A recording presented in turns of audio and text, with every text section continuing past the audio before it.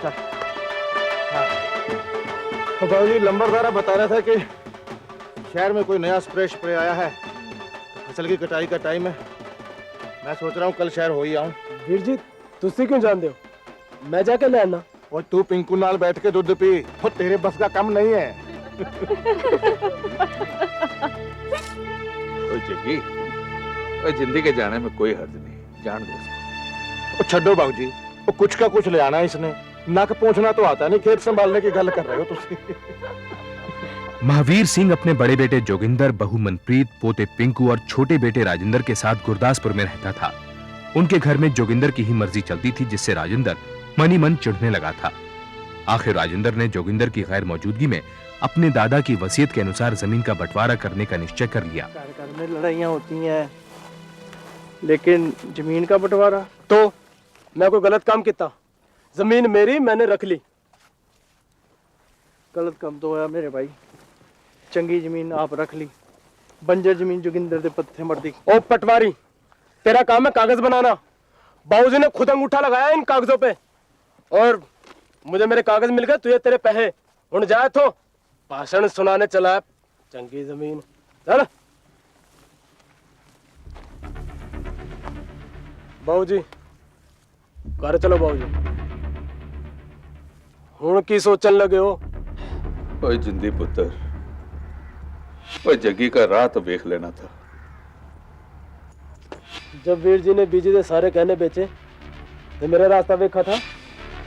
क्यों वे राची, बोल तो एवें बोल रहा है जिवें तेरी पढ़ाई का खर्चा तो पीपल वाली चुड़ैल देंदी सी। पीछे ते गहने ना बेचते तो क्या तेरा पाई खुद को बेचता? वाह परजाई जी वाह, तेरा आदमी गलत काम करे थे कानून, और मैं कानूनी काम भी करा थे गलत। जो जमीन मेरी थी मैंने ले ली, और मैं छोटा नहीं था परजाई जी जो वीर जी का हर हुक्म मानना। नहीं वे वड्डा सियाना हो गया तू ते। हार तोड़ा इतने, और जब फसल पकी ते खेत तेरा, तो पहले क्यों नहीं ले लेता सी? देख परजाई, आदमी दे विच दखल ना दिया कर। जो गल करनी होगी वीर जी करांगे, मैंने निपट लेना है।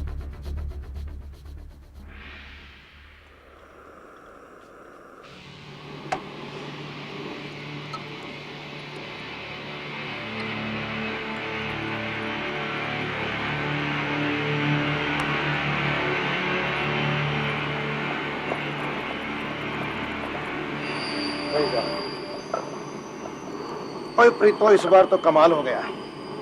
ऐसी खाद लेकर आया हूं शहर से कि जब फसल उगेगी तो पूरा पिंड जल के राख हो जाएगा, राख। और बोलेगा कि जमीन से सोना तो एक ही जट निकाल सकता है, और वो है जोगिंदर। वो घर में बड़ी चुप्पी आज, सब जल्दी सो गए और तू भी एकदम चुप है। भाई गल की है? तू रोटी खा ले तो बोलू। भाई वाह, तू तो 100 रब दी। भाई मैं तो ठहरा जट, सिर्फ गेहूं उगाता हूं, पर तू जादूगरनी है, जादूगरनी। मेरा गेहूं तेरे हाथों मिस्री बन जाता है। अब राजी के हाथों में तो मेहंदी लगी है, पता नहीं कब सयाना होएगा, खेतों में जाके काम करेगा। 4 रोटी ज्यादा पा दी, भाई सवेरे खेत में जाना है। और इस बार अगर अच्छी फसल ना हुई और बड़ी मंडी ना ले गया तो समझ ले मैं जिंदगी में कुछ नहीं किया।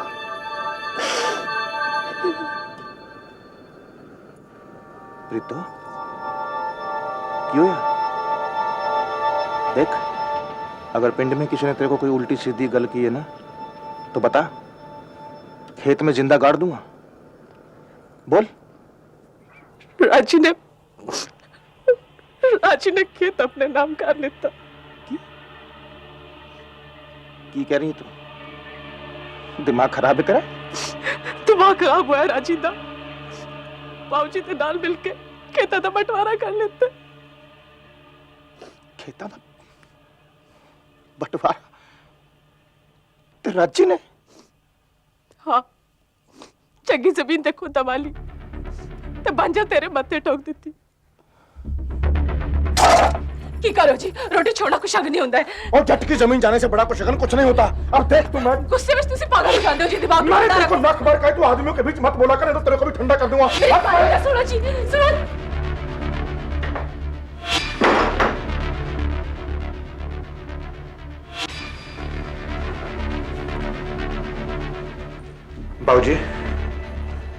प्रीतो की कर रही है? तुसी मेरे पिछों खेतों का बंटवारा करता है?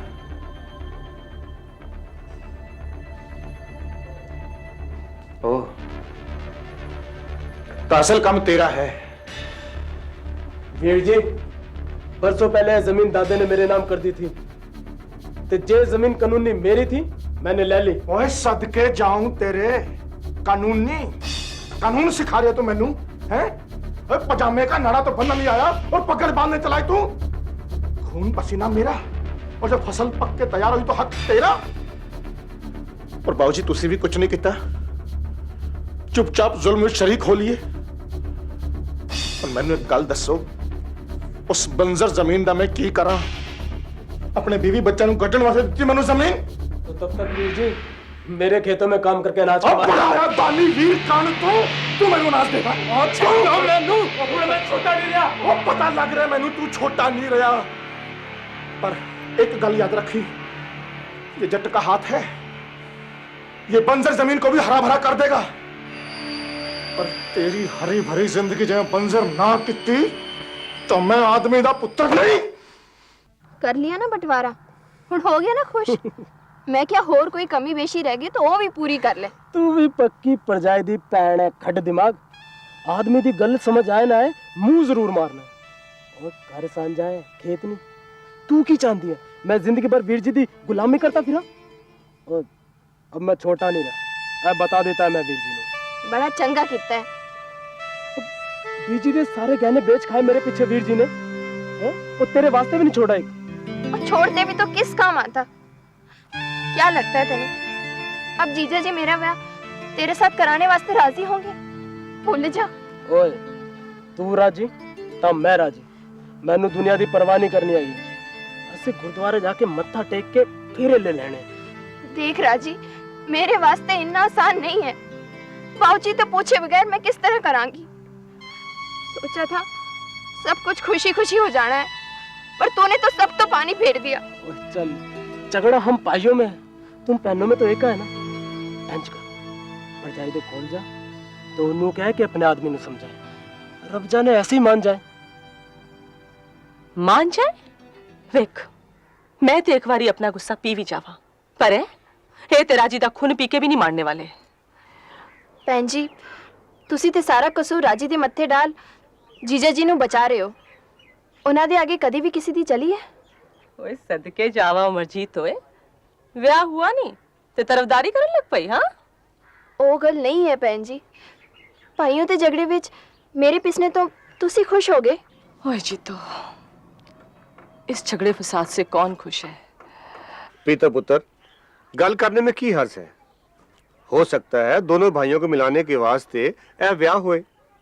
तू जोगिंदर से गलते कर।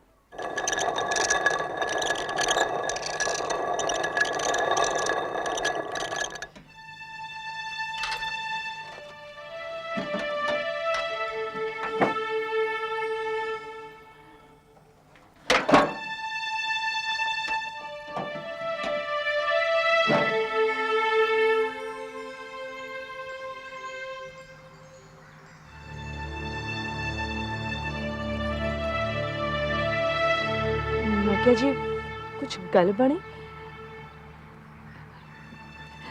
लस्सी लियावा तुहाडे वास्ते? नहीं जी नहीं मेरा।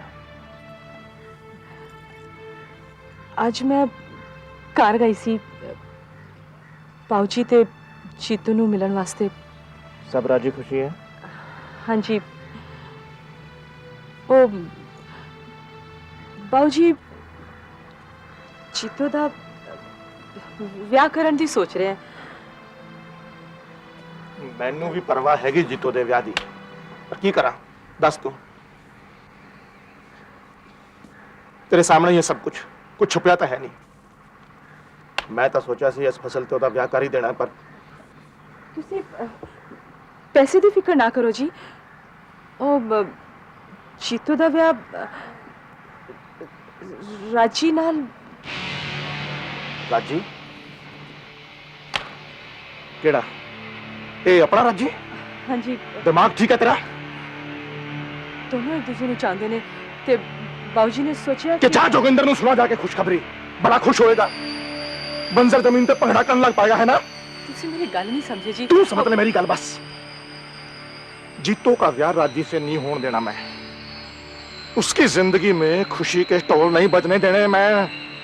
उसका तो वो हाल करके छड़ना है कि पानी पिलाने वाला नहीं मिलेगा कोई, बस। पर जी तुसी चित्तू दा भी ते सोचो, और भी उसने इतना चांदी है। तो उसके दिमाग में ये बात बिठा दे कि ये ब्याह मैं नहीं होने देना, बस।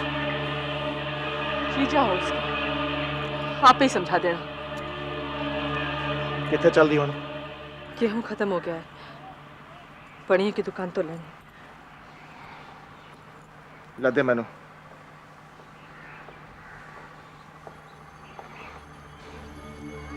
जो बनिया हमसे गेहूं ले जाता था, अब उसके पास हमें जाना पड़ रहा है।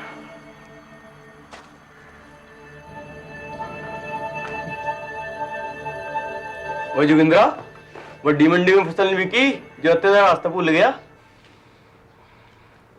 लाला 10 किलो गेहूं तोल दे। क्यों? तराजू तो है मेरे पास जोगिंद्रा, पैसे हैं तेरे पास? बरसों के लेन देन के बाद आज तू मेरे को व्यापार सिखा रहे लाला? क्यों भाई, मैंने कोई गलत बोला? भाई मैं यहाँ बैठा हूँ 4 पैसे कमाने के लिए, खैरात बांटने के लिए तो नहीं।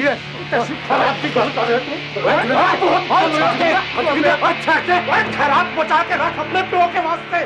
आज मेरे बुरे दिन आए तो तेरी जुबान निकल आई। पैसा गुस्सा इसमें क्यों निकालता है? हट!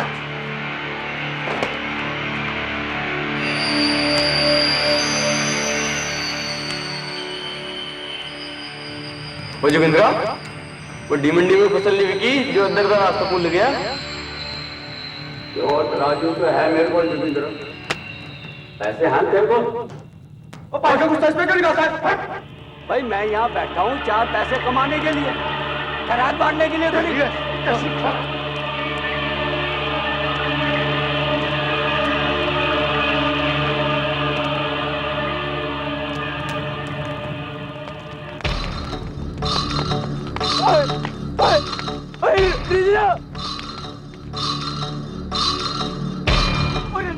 तेरे खेतों में आग लगी। चलो चल चल जल्दी चल चल। बाबूजी, खेतों में आग लग गई। चलो बाबूजी।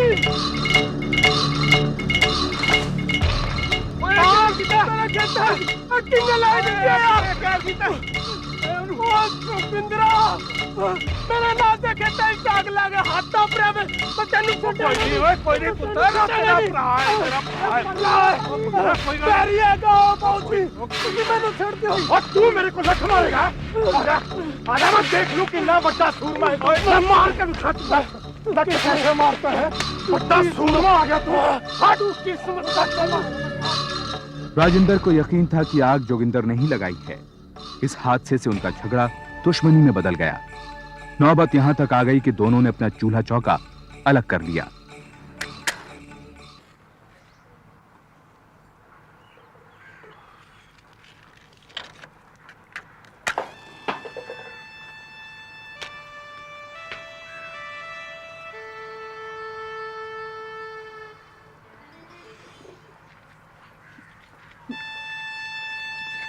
मैं क्या पाऊँ जी?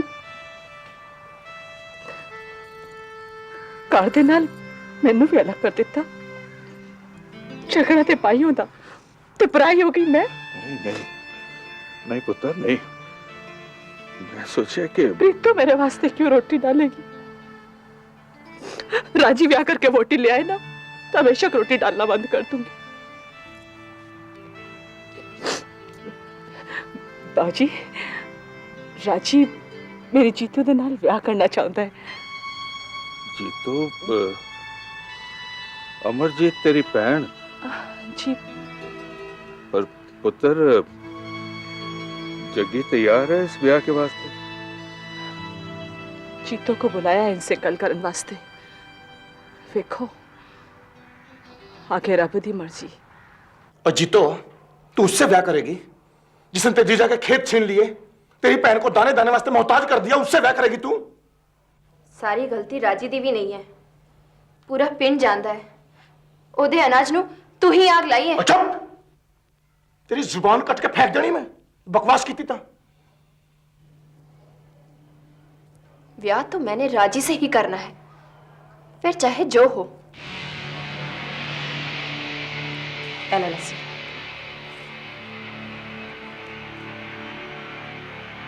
जोगिंद्रा, ठंड रख पुत्रा।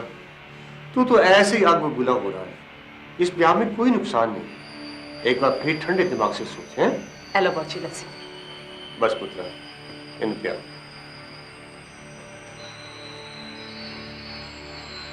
क्या जी क्या होया? एक वो है जो अपने आदमी के लिए मेरी पकड़ उछाल गई, और एक तू है। एक गल ध्यान से सुन ले, अगर ये शादी हो गई ना तो मैं तेरे को जिंदा नहीं छोड़ूंगा।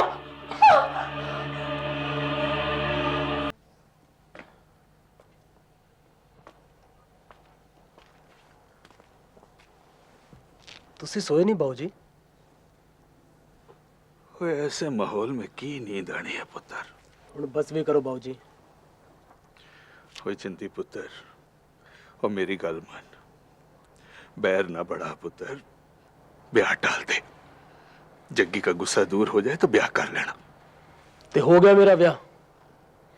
जब वो मेरी खुशी नहीं देख सकता तो फिर मैं किस वास्ते उसकी परवाह करा? पुत्र, वो तेरा बड़ा भरा है, तो एक बार उसके पास तो जा, पैरी पौना कर, उसका गुस्सा दूर हो जाना है। देखो बाबूजी, ना मैंने जाना है ना पैरी पौना करना है। उसने आना है ब्याह में तो आए, ये तो भाड़ में जाए। तो फिर मेरी गल भी सुन ले,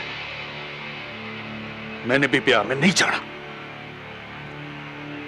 ये मर्जी है तो फिर यही सही। जोगिंदर की नाराजगी और मनप्रीत के लाख समझाने के बावजूद अमरजीत और राजेंद्र ने शादी करने का फैसला कर लिया। गुरनाम सिंह ने सोचा कि शादी के बाद सब ठीक हो जाएगा, लेकिन जोगिंदर को यकीन होने लगा था कि अगर मनप्रीत दिल से चाहती तो वो ये शादी रुकवा सकती थी। कोशिश की थी तुम, अगर तू चाहती तो नहीं हो सकता था ये ब्याह। ये सब तेरा किया करा है, देख रहा है तेरे को।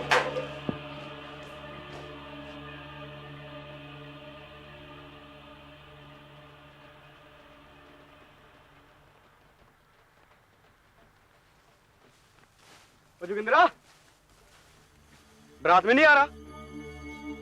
भाई खेतों में काम होगा। वो खेत वापस लेने वास्ते साली भी आदि। और तू नहीं आता तो ना बीवी नू भेज दे, भैन है उसकी।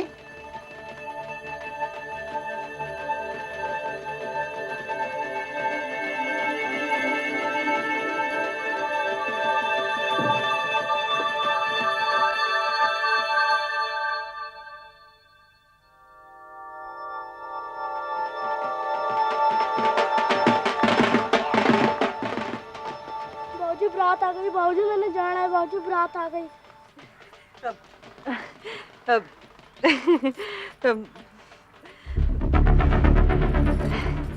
तू कितने चल दी?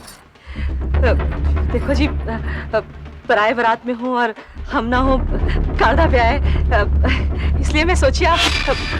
हेलो जी, बारात आ गई।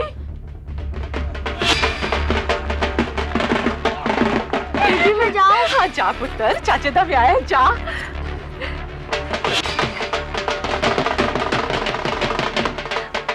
देखो जी, तुसी चल पड़ोगे तो बाबूजी ने भी आ जाना है। फिर बारात दी अगवानी तो हमने ही करनी है ना जी। पराए करे तो चंगा लगता है। देखो जी, छोटा भाई है तुहाडा, हुण नाराजगी छोड़ो, चल पड़ो। मैं तुहाडे लिए कपड़े निकाल के रखे हैं, तुसी पा लो। चल। पानी दे जरा। हाँ जी, हुणे लाई।